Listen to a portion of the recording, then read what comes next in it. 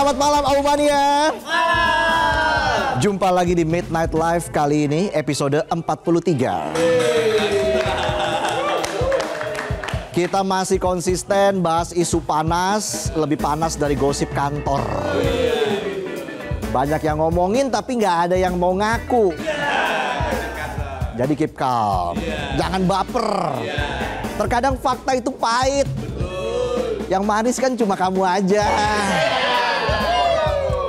Kalau penonton manis juga. Manis, asem, asin. Banyak asemnya. Ya udah langsung aja kita mulai. Inilah Midnight Live.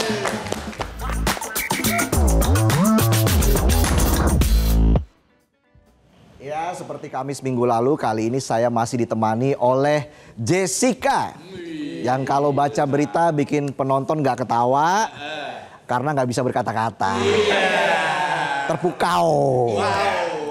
Dan masih dengan co-host utama kita, Otong, yang akan membawakan monolog Otong.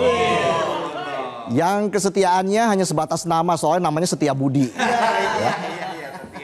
Jadi langsung saja kita ke Jessica. Jessica, ada informasi apa? Iya Reza, halo selamat malam Aumania. Masih sama aku Jessica karena kali ini aku mau bahas soal Erka dan Lisa. Tapi bukan Lisa Blackpink in your area. Nah, so without further ado let's begin. Drama panas Ridwan Kamil dan Lisa Mariana yang kembali mengguncang jagat maya dan juga meja hukum tanah air. Memang sih drama lama, tapi dibumbui gugatan baru udah kayak semur yang diangetin. Dramanya makin meresap, makin sedap. Waduh, makin sedap. Drama bukan sembarang drama, tapi pertarungan gengsi, emosi, dan self-image di era digital. Iya darling, setelah dituduh selingkuh dan punya anak, sekarang RK balik gugat Lisa 105 miliar. 105 miliar rupiah bu, cukup buat merenov 2 kecamatan. Menurut RK nama baiknya hancur, reputasinya ambiar dan kehidupan pribadinya terganggu. Gara-gara pernyataan sepihak Lisa yang tanpa ada tes DNA cuma modal IG story dengan bumbu emoji sedih. Aku flashback dikit nih ya biar kamu nggak salah nangkep. Jadi biar gak dikira gosip. Jadi memang awalnya Lisa nuntut RK buat ngakuin anak yang katanya itu hasil mesra-mesraan mereka. Tapi buktinya nihil sayang. Kayak saldo abis gajian yang langsung kena auto debit cicilan. Gak cuma itu, Lisa juga minta ganti rugi 16 miliar rupiah. Tapi sekarang sama RK digugat balik hampir 7 kali lipat. Mungkin RK dalam hati ngebatin, lo minta 16 M, gue balikin 105 biar lo kaget. Gak cuma itu sayang, RK juga minta semua unggahan Lisa dihapus, terus dia harus minta maaf di media massa dan sosial selama 7 hari berturut-turut. 7 hari banget, kalah tahlilan, sekalian siapin nasi kotakan sama nasi rawon. Bukannya kendor, Lisa malah nggak mau kalah. Katanya RK lah yang suka pencitraan dan menutupi kebenaran. Dan netizen pun langsung ngegas. Ada yang bilang, tapi kan Lisa hamil sebelum ketemu RK. Nah loh, jadi itu kira-kira anak siapa? Ceritanya dari mana? Tujuannya apa? Cintakah? Dendam? Apa cuman cari exposure dan followers? Yang pasti di era sosial media sekarang ini kalau mau viral nggak perlu bukti. Cukup story, komentar, sama caption yang panjang ditutup pakai kata-kata template. No judgment ya. Tapi ingat ya, kalau mau gugat orang terkenal jangan modal kenangan doang. Pastikan punya hasil lab atau bukti yang bisa divalidasi. Bukan cuma screenshot chat lama yang masih disimpan di galeri. Dan buat RK ya sekali-sekali datang lah ke sidang biar semuanya terang benderang. Dan kita akan tunggu terus nih gimana sih kelanjutan dari series baru drama Lisa dan RK.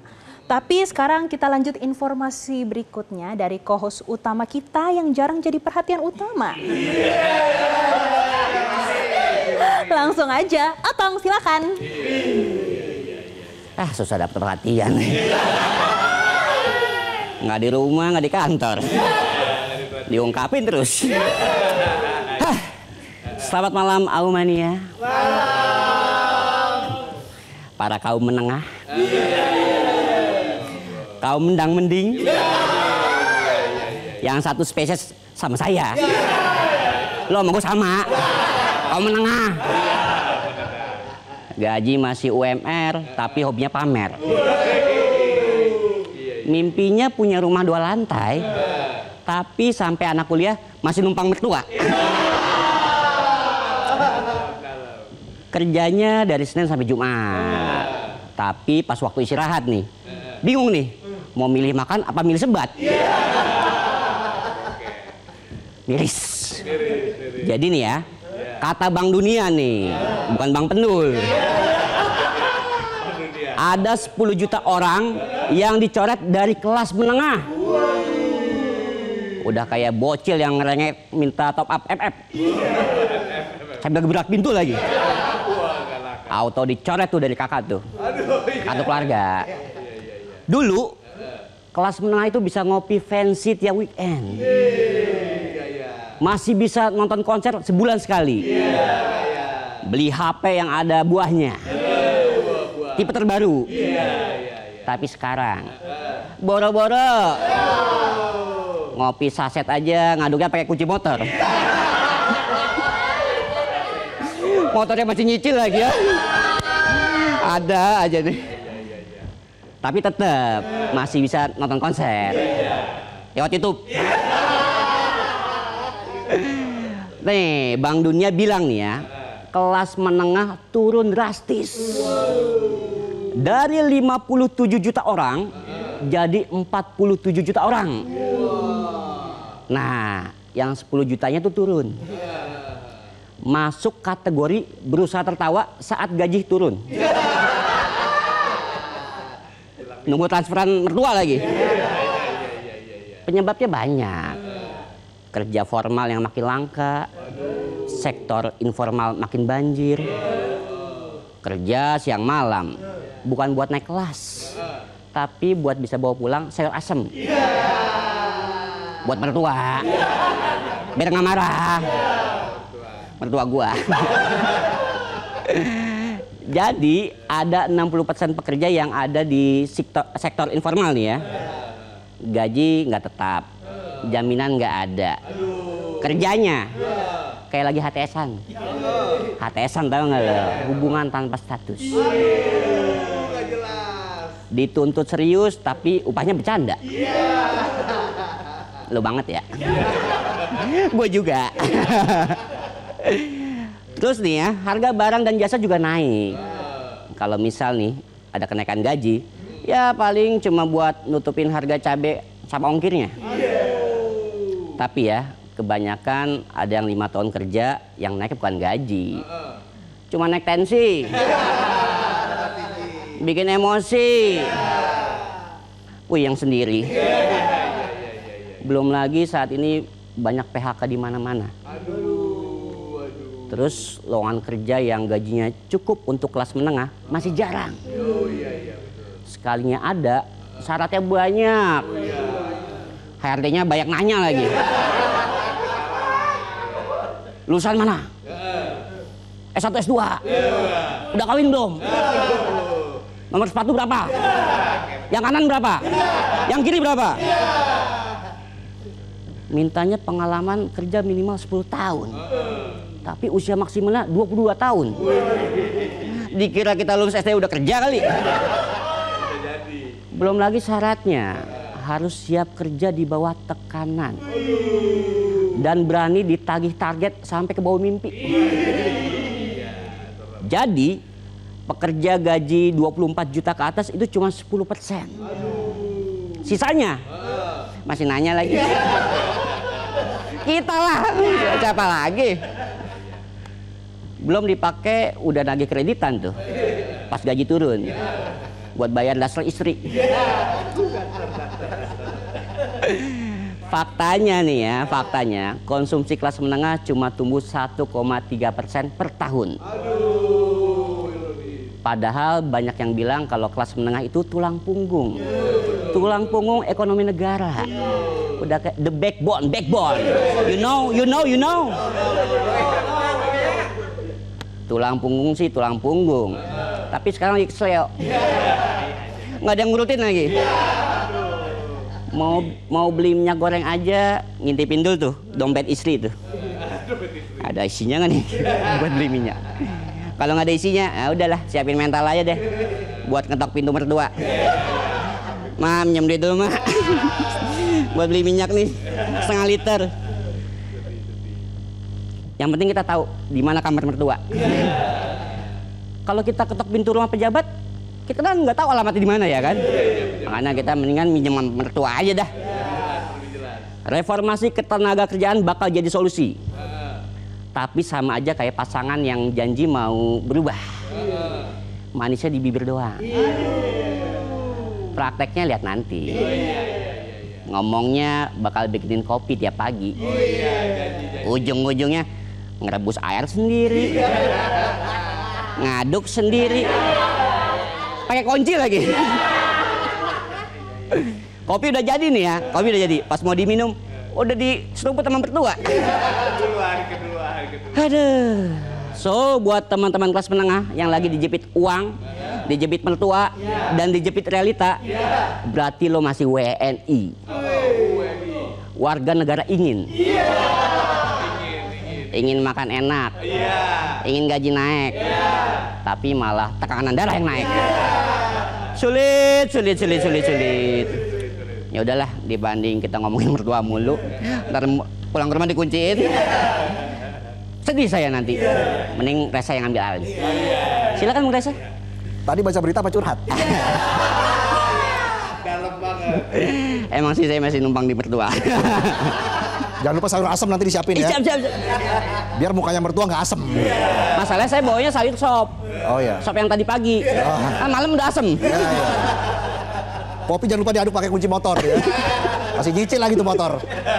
Oke lah, dari drama RK dan Lisa dan kondisi kelas menengah kita geser ke berita soal bandara yang cuma ramai sama udara. Soalnya penumpangnya nggak ada.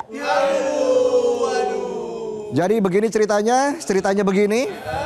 Langit Majalengka dulunya penuh harapan. Tapi sekarang penuh kekecewaan dan nyamuk yang numpang tidur siang di ruang tunggu bandara. Aduh, banyak nyamuk. Bahkan burung aja bingung nih. Bandara apa lokasi syuting film zombie sepi amat. Jadi kali ini saya akan ceritakan soal nasib Bandara Kertajati. Dibangun di atas lahan 1.800 hektar yang kalau dipakai main bola bisa bikin Liga 1, Liga 2 sampai Tarkam sekaligus. Budget pembangunannya habisin 2,6 triliun rupiah. Katanya sih buat masa depan penerbangan, tapi ternyata yang datang cuma tagihan. Kerugian tahunan mencapai 60 miliar rupiah. Pendapatan bandara nggak cukup buat beli token listrik. Kalau PLN ngasih promo masih tetap tekor tuh kayaknya. Bandara segede gaban tapi yang ngelola bukan sibuk ngatur jadwal penerbangan tapi sibuk ngitung kerugian. Sambil nyari promo kertas HVS buat ngeprint laporan. Mana tukang fotokopinya jauh lagi. Ini laporan mau ditunggu apa ditinggal Pak? Bolak-balik ya? Kata pakar transportasi Joko Setiowarno, masalahnya simpel. Orang Bandung nggak ada yang mau ke Kertajati. Ya orang Bandung sehari-hari sudah sibuk, weekend kena macet. Masa pas pergi naik pesawat juga harus ribet. Coba kalau disuruh ke Kertajati. Secara waktu sih nggak jauh beda sama ke Bandara Halim kalau naik Wush ya. Sekitar 1 jam 20 menit lewat tol Cisumdawu pas sepi plus yang nyetir Charles Leclerc. Wow. Tapi muternya jauh ke Majalengka. Belum bayar tol, isi bensin, nyasar dikit, lihat Google Maps, nyusul ke sawah tuh. Meanwhile, sementara itu ke Halim tinggal ke stasiun, naik bus, tidur-tiduran, update story, tiktokan sampai. Nggak perlu mikir Google Maps, nggak perlu panik di rest area karena bensin tinggal 1 bar. Come on. Hidup ini udah tantangan. Masa naik pesawat juga harus adventure. My flight, my adventure. This is your captain speaking. Please fasten your seatbelt. Dan warga Bandung tuh logis. Ngapain maksa ke bandara yang lebih jauh, lebih ribet. Cuma karena pemerintahnya ngotot. Iya, betul. Lalu gimana dengan warga Cirebon, Majalengka, dan Indramayu? Pak Joko bilang penumpangnya nggak cukup padat buat ngidupin bandara segede itu. Ya iyalah, ini kayak buka mall 5 lantai di tengah kebun tebu. Terus heran kenapa nggak rame. Padahal Pak Jokowi dulu semangat banget. Jadi pas tahun 2023 Pak Jokowi bilang, saya yakin Kertajati akan ramai. Sekarang beneran ramai.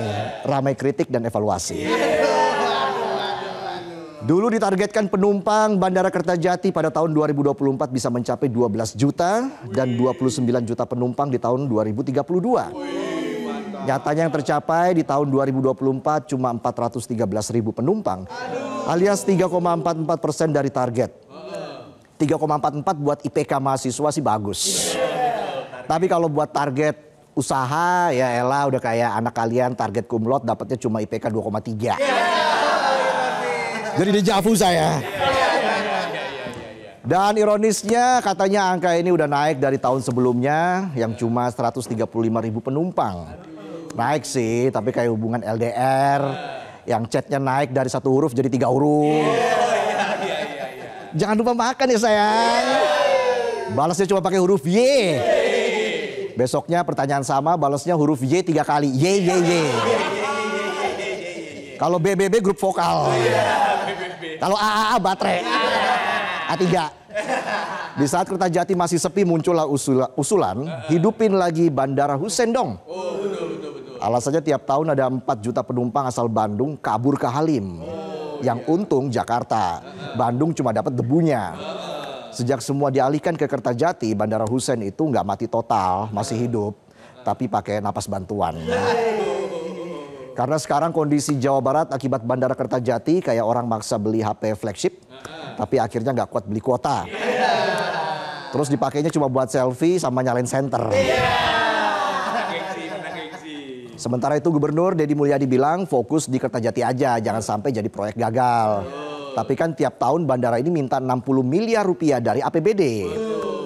Mirip mantan toksik tiap tahun minta balikan, tapi kelakuan gak ada perubahan. Masih diskusi apa lagi? Diskusi lagi. Dan pemerintah pusat masih kalem. Wamenhub Suntana bilang masih dikaji, belum ada keputusan. Maaf nih Pak, sekarang udah 2025. Bandaranya sudah berdiri dari 2018. Kalau ini anak, sekarang udah bisa ngambek karena nggak dipinjemin HP. Buat nonton Blippi. I'm an excavator. Sampai lupa saya liriknya tuh. Suntana juga bilang perlu ada diskusi pakai data bukan cuma pakai perasaan. Come on, yang bikin bandara ini dulu aja kayaknya bukan pakai data. Tapi mungkin terlintas begitu aja. Habis nonton Blippi kali. Blippi mainan pesawat di trampolin. Jadi sekarang rakyat disuguhi 2 pilihan. Bandara sepi tapi dipaksain hidup. Bandara rame tapi dipaksa minggir. Pilihan yang sulit mirip episode drama rumah tangga toksik. Satu pihak ngotot, satu pihak capek. Ujung-ujungnya pisah ranjang. Kalau kata busboy, sendirian. Aku masif tapi aku bukan Rian.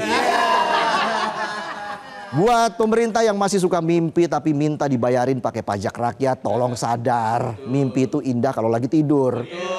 Kalau sudah bangun tapi masih mimpi itu namanya ngelantur. Kayak penonton. Karena kalau bandara sebesar Kertajati nggak bisa ngasih kontribusi apa-apa, maka yang kosong bukan cuma terminalnya tapi isi kepala perencananya. Kosong. Ya itulah sajian pembuka kami di Midnight Live kali ini. Selanjutnya kita akan ngobrol ya bersama Aumania di segmen Come On ya. Otong dan Jessica ya. Gimana tadi Otong dan Jessica? Keren kan? Keren. Oke, kalau gitu nanti kita jeda dulu. Kami akan kembali lagi saat lagi, tetaplah di Midnight Live.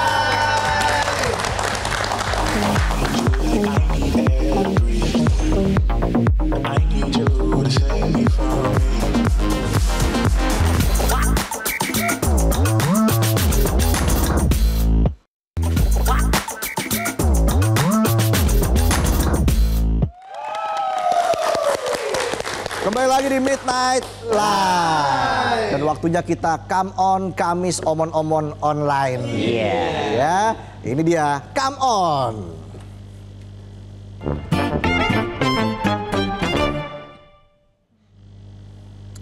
Kali ini kita sudah terhubung dengan siapa, Otong? Nuril nih, Nuril Lutfia Saleh, Aumania cabang Bandung Barat. Kita berikan tepuk tangan untuk Nuril. Apa kabar Nuril? Wih, merdu banget suaranya. Bandung Kota ternyata. Bandung Timur. Oh, Bandung Timur. Bandung Timur. Halus pisan pokoknya. Iya. Nuril, boleh perkenalkan siapa nama udah ya? Udah. Profesi, kamu masih sekolah atau sudah bekerja di Bandung? Oke, sebelumnya malam Bang Resa, Mas Otong dan juga seluruh Aumania di Indonesia. Kenalin, aku Nuril. Aku kebetulan kerja di salah satu perguruan tinggi swasta di Bandung sebagai staf kemahasiswaan. Oke, saya kira Tapi kamu masih mahasiswi. Kadang-kadang dijadiin MC juga sih gitu ya, dipanggil jadi MC sama kantor gitu buat acara-acara internal. Iyalah, Oke. biar gratis. Saya juga gitu. Kan dapat voucher Iya, lumayan. kalau saya dapat voucher hadiahnya. Iya. Nuril, coba kalau sebagai MC opening Midnight Live gimana? Nuril? Nah, versi Nuril. Aduh, Langsung ditonton oleh masyarakat Indonesia. Aduh. Ini. Ya, coba. aduh aku biasanya MC-nya yang formal-formal gitu, yang upacara besar. Misalnya, Rektor Universitas Aumania dipersilakan memasuki ruangan upacara. Kayak gitu. Wih, keren ya, keren. Masuk. Sukma Setiabudi dipersilakan masuk ke dalam acara. Iya. Silakan keluar. Belum masuk udah suruh keluar. Iya. Nuril, apa harapan untuk Nuril sendiri ke depan dari segi karir? Semoga bisa, intinya mah jauh lebih baik ya, jauh lebih baik daripada hari-hari sebelumnya. Terus bisa berkarya, bisa lebih berinovasi. Aduh, malu. Yai, malu. Lanjut Nuril. Aduh. Semoga dilancarkan rezekinya aja, terus aduh, banyak banget sih harapannya, tapi Dengan intinya lancar, semoga ya. lebih baik daripada hari-hari kemarin aja. Oke, kita berikan tepuk tangan lagi untuk Nuril. Terima kasih Nuril sudah menyempatkan waktunya bersama Midnight Live. Sukses selalu ya Nuril ya. Yep. Sampai ketemu lagi. Salam sehat. Itu tadi Terima obrolan kita kasih Bang dengan Desa, Mas Nuril. Otong. Aumania cabang Bandung ya. Iya, nanti kita akan kembali lagi dengan seorang bintang tamu tentunya. Bahkan ada 2 bintang tamu kita hadirkan di Midnight Live. Seorang aktris, model, mantan atlet. Siapa dia? Dia siapa? Tetaplah di Midnight Live.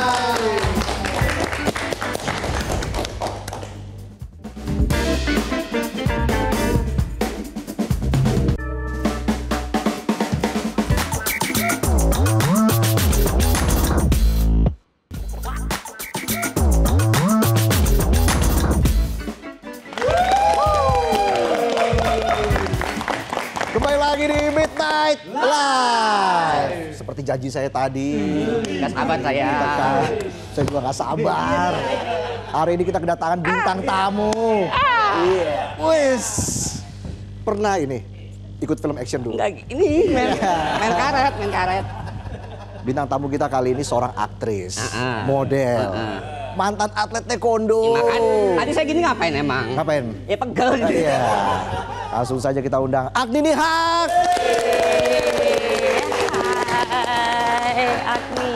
Halo, apa kabar? Agni, apa kabar? Selamat datang di Midnight Live. Mantan atlet taekwondo. Terima kasih. Mengharumkan nama undangannya. bangsa. Medali emas Islamic Solidarity Games. Ikat aja tahun berapa tuh? Saya kan liputan waktu itu. Iya. Nih editornya nih. Cuma belum ketemu Agni. Baru tahu di layar kaca, di layar lebar. Wah, Kok jadi sekarang jadi aktris? Beruntung. Kok kenapa beruntung jadi aktris dari atlet ke aktris? Kayaknya campur tangan semesta. Waktu itu aku selesai banget jadi atlet, terus kayak nggak tahu mau ngapain, kayak oh yaudah kuliah lagi kali ya gitu. Terus tiba-tiba dapat tawaran casting aja gitu. Aku nothing tulus cobain aja. Film pertamaku, casting pertamaku. Hari itu casting, hari itu dikasih tahu kalau aku dapat roles-nya. Dia olahraga. Kalau saya olah vokal dulu. kita kasih tepuk tangan lagi untuk Agni. Silakan duduk. Aku di mana?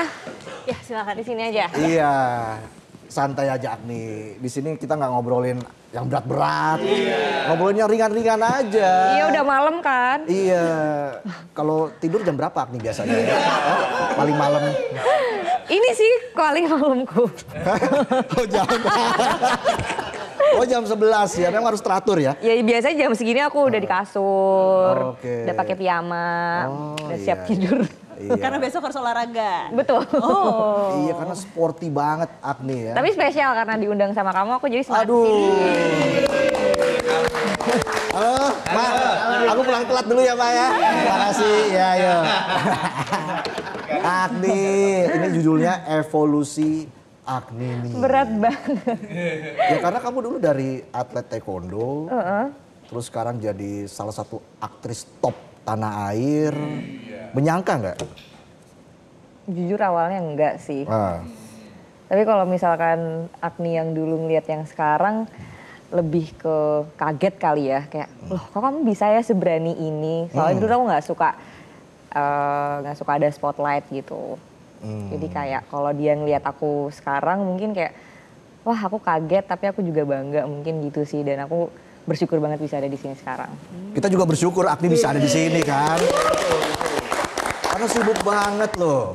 Udah 2 bulan ngontak ya, baru sekarang. Ah bohong! Oh, ya dibohongin nggak percaya. Ya. Bisa aja lu tong. Nih, saya punya fotonya tuh. Masa lalu ya? Aku malu ini apa? Ini air. Cantik loh di sini. Lihat dong, poninya ini apa sih? Tapi kan kamu posting itu di IG. Masih ada? Masih. Abis ini di archive nih. Tuh ada lagi tuh. Kan? Satu diambil.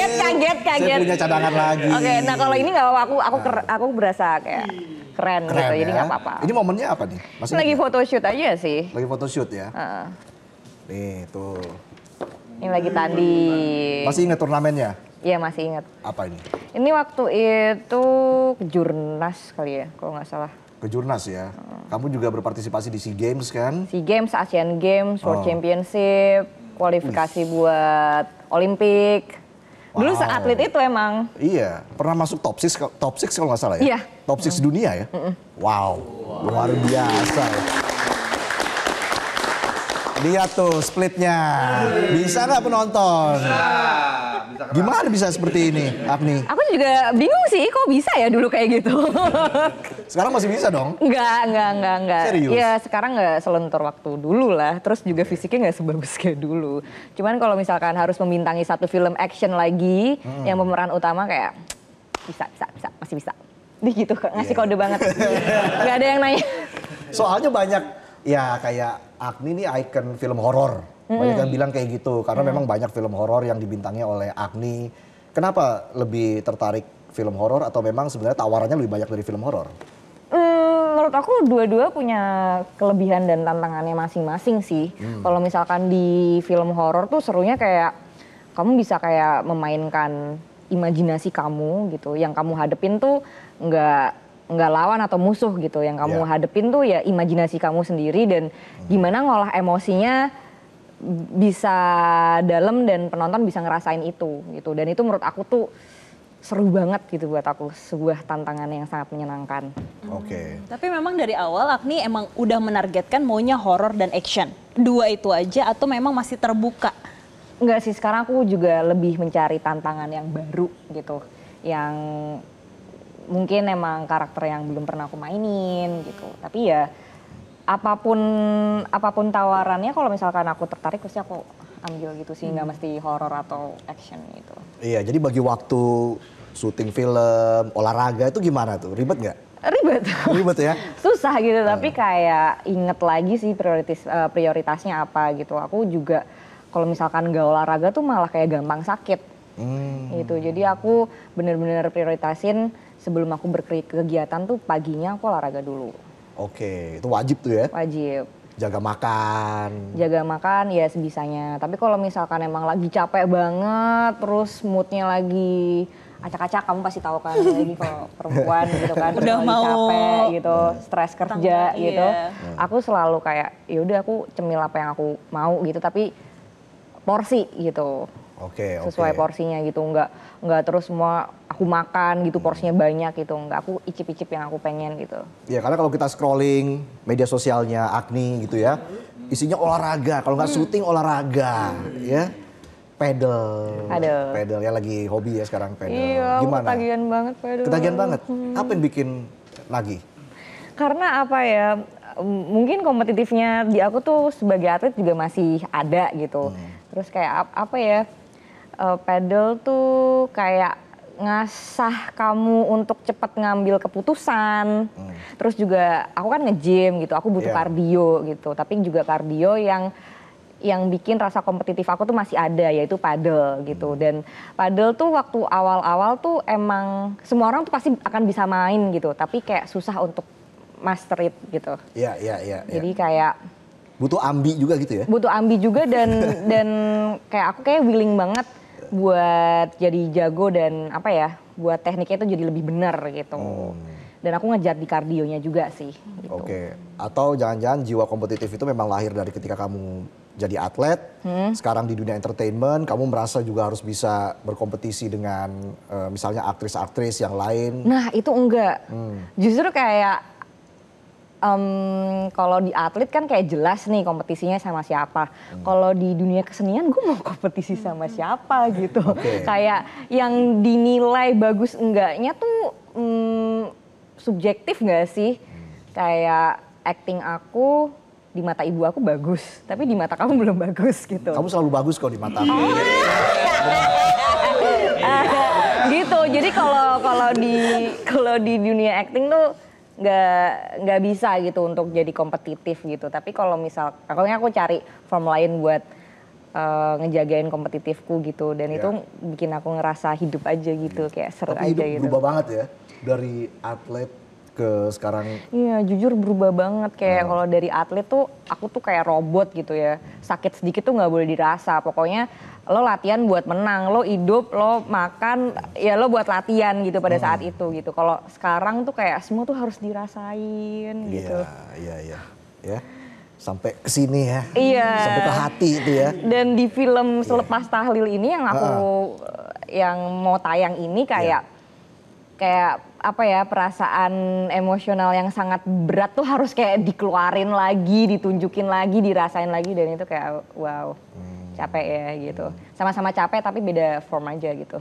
Iya. Tapi ya bagaimanapun harus dijalani, harus konsisten Iya ya. dong, harus profesional. Harus profesional. Karena kan sesuatu yang berkualitas itu datang dari sebuah konsistensi. Gimana kata-kata saya biasa aja kan? Jessica mungkin ada yang mau ditanya? Penasaran sih. Nanti kan akan memainkan sebagai, udah ya tinggal nanti di bulan Juli ya, sebagai Saras kan. Itu gimana sih secara... Aku kelilipan. Oh, Reza mungkin mau dibantu? Dong. Maaf. Ada sesuatu nggak di mataku? Panik. Ada ya? Ini pakai extension ya, Bo? Enggak. Apa gimana nih? Pakai maskara aja sih. Sorry. Aku tiup gak apa-apa ya? Boleh. Coba. Ada apa sih? Ada bulu matanya di dalam. Oh, ada yang kangen ya sama aku. Thank you. Oh, masih ya? Yaudah nggak apa aku tahan. Iya. Masih kangen maksudnya. Masih ada yang kelibat. Tapi nggak apa-apa, nggak Ya apa-apa. udah nanti kita ngobrol lagi soal selepas tahlil sambil nanti ditiup lagi ya Jessica. Matanya Agni ya. Sorry. Oke, tenang saja Agni. Minum dulu minum. Ada minum. Minumnya mana ini belum disiapin buat Agni. Ya udah kita jeda dulu, kami akan kembali lagi tetaplah di Midnight Live. Para keluarga kalian sudah mengikat janji. Sekarang giliran kalian menepati. Mati di neraka dibakar api.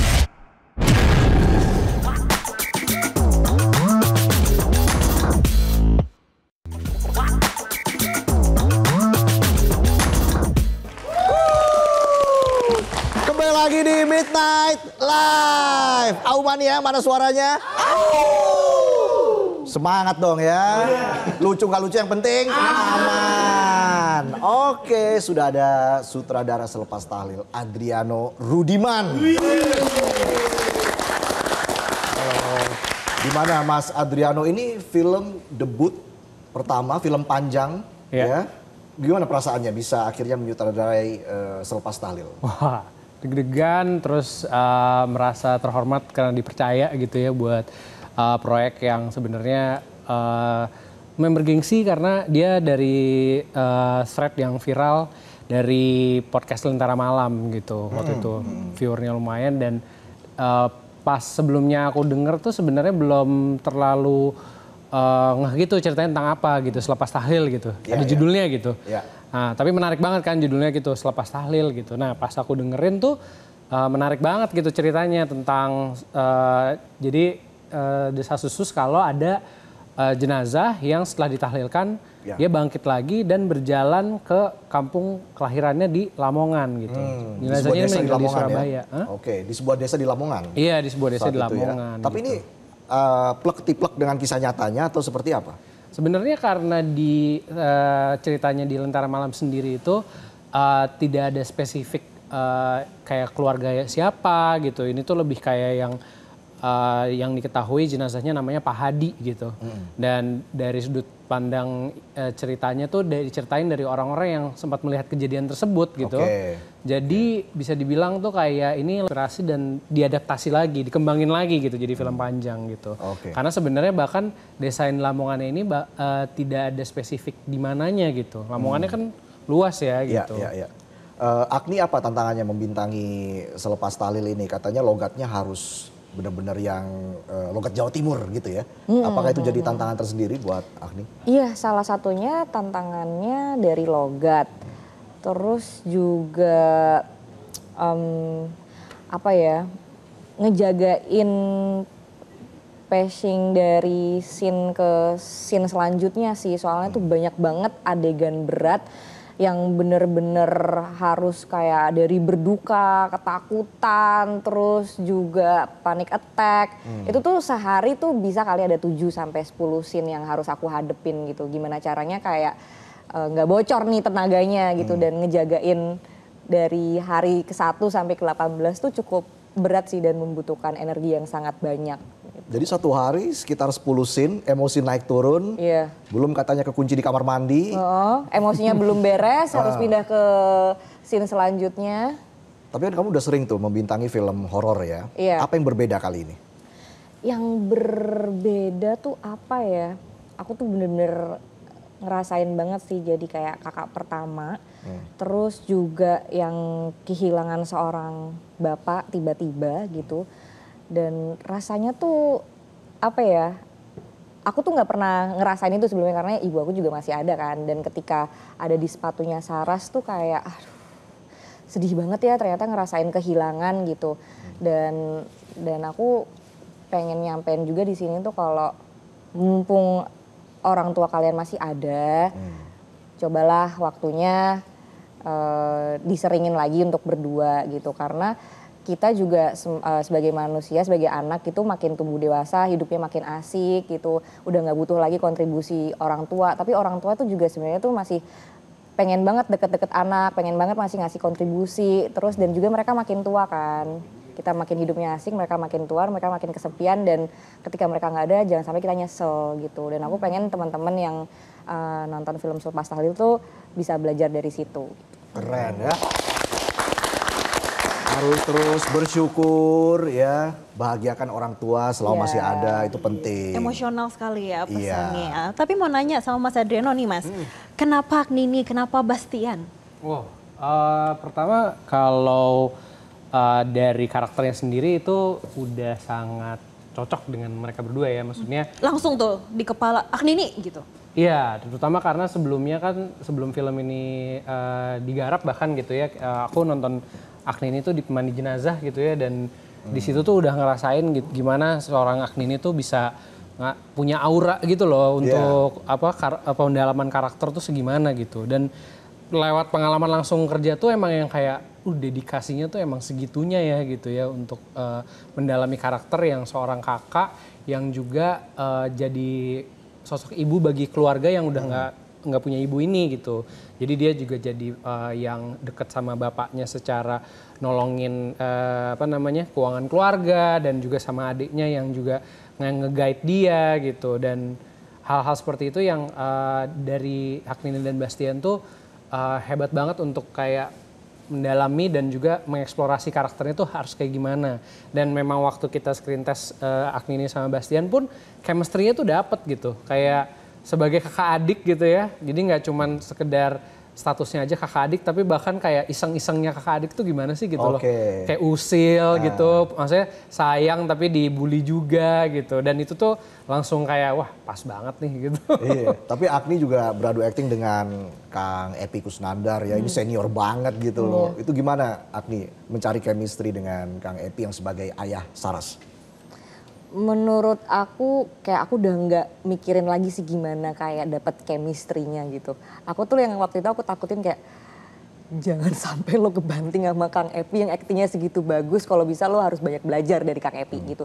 Jadi aku udah nggak ada waktu tuh buat kayak aduh gimana ya cara bangun chemistry-nya gitu ya. Terus yang aku pelajarin waktu itu ya aku bener-bener ngeliat gimana Kang Epy tuh mendalami karakternya gitu, dan menurutku keren banget gitu. Dia tuh sama sekali nggak minder buat mempelajarin dialek gitu ya. Dia dari Sunda gitu, dan dari Sunda ke Jawa Timur tuh menurut aku tuh susah banget gitu.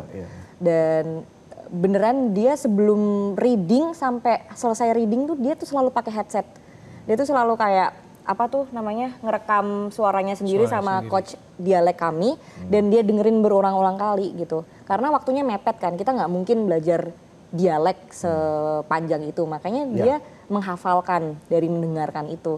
Dan menurutku kayak dedikasinya keren banget, dan aku banyak belajar banget dari Kang Epy gitu. Itu ilmu baru ya buat kamu? Itu ilmu baru buat aku gitu. Kalau misalkan lo nggak punya keistimewaan waktu, ini nih yang lo lakuin buat belajar dialek gitu. Dan jujur kayak thank you banget Kang Epy gitu. Dan ketika di set pertama kali take gitu, aku ngerasain aura aktor yang sangat hebat itu sih.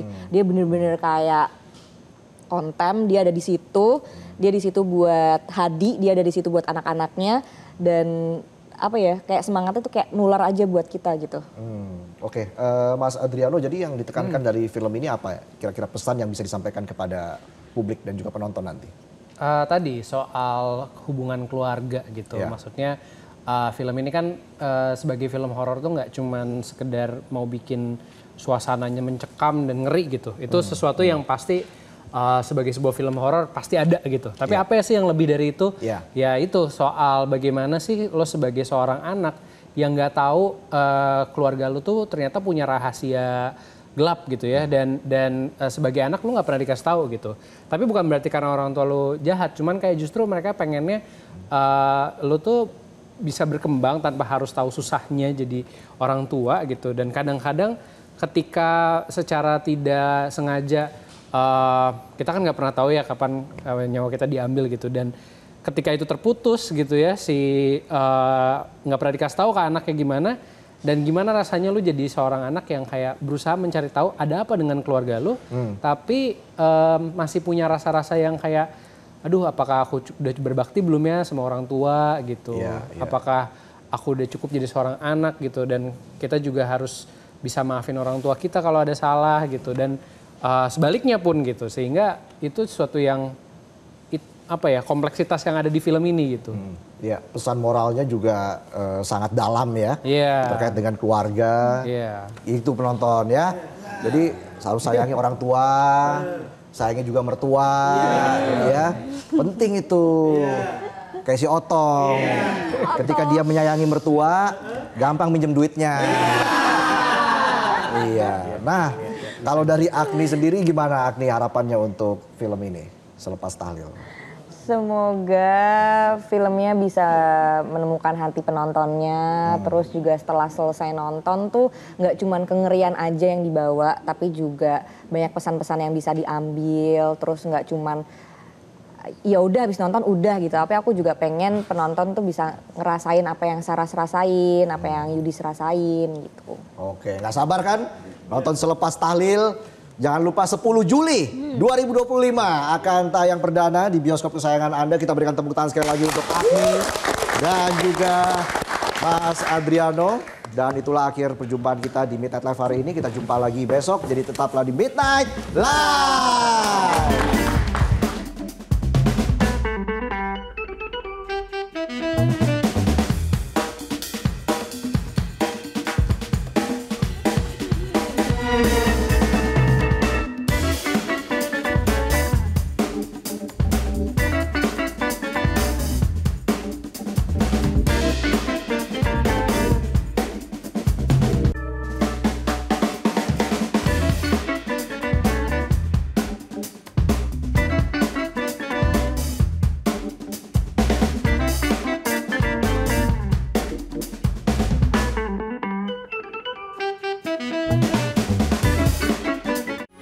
Metro TV,